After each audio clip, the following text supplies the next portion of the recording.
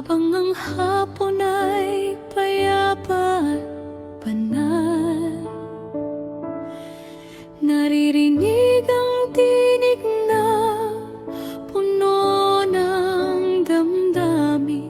Naglalakad, naghahanap, puno ng pananabik.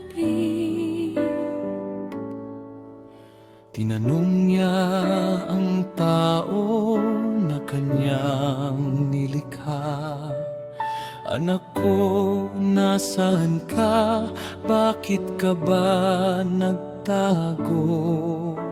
Hindi dahil hindi niya alam kung nasaan ka, kundi dahil sabik siyang makita ka't makausap. Kahit ikaw ay lumayo at gumawa ng kasalanan, ang kaniyang puso ay nananatiling nagmamahal. Naghihintay siya na iyong pakinggan at bumalik sa piling niya ng buong puso. Nasaan ka na, anak ko? Halika, lumapit ka, yayakapin kita, aking anak.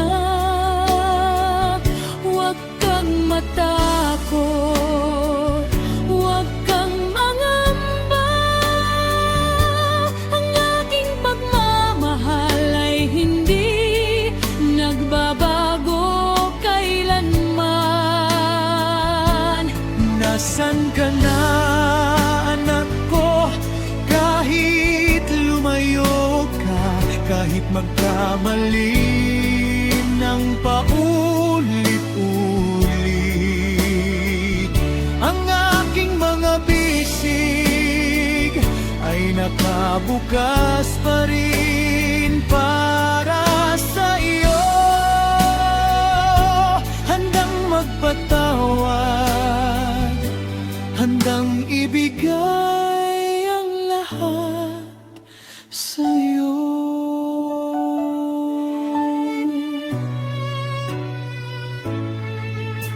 Maraming beses ka nang nadapa at bumagsak, minsan ay nakalimot at tumalikod sa katotohanan.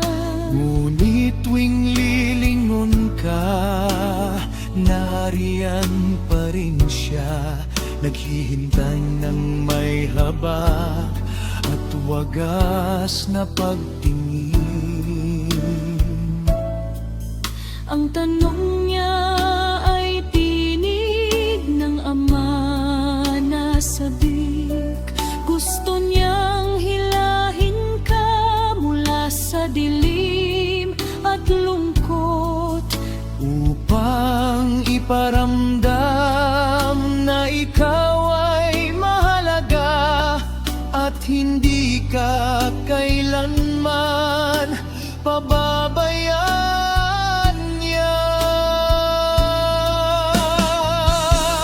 nasaan ka na, anak ko? Halika, lumapit ka, yayakapin kita,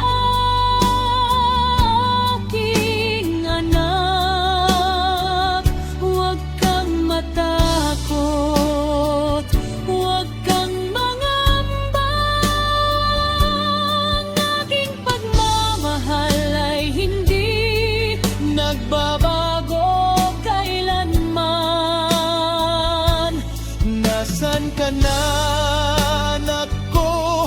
Kahit lumayo ka, kahit magkamali ng pamulit-ulit, ang aking mga bisig ay nakabukas pa rin para sa iyo.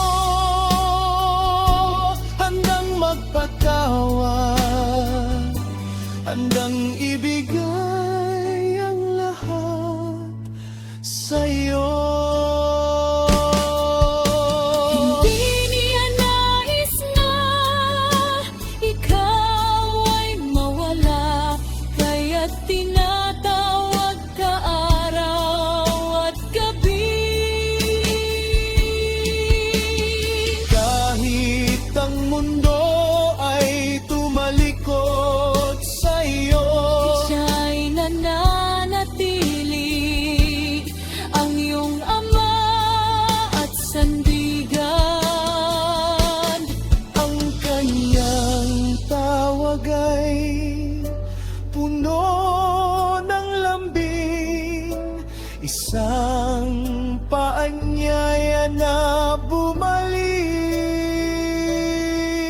sa tahanan.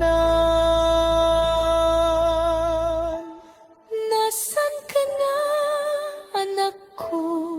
Halika, halika na. Yayakapin kita, Aking mahal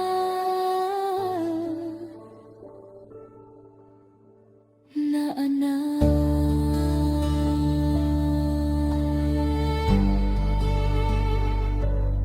magpakailanman.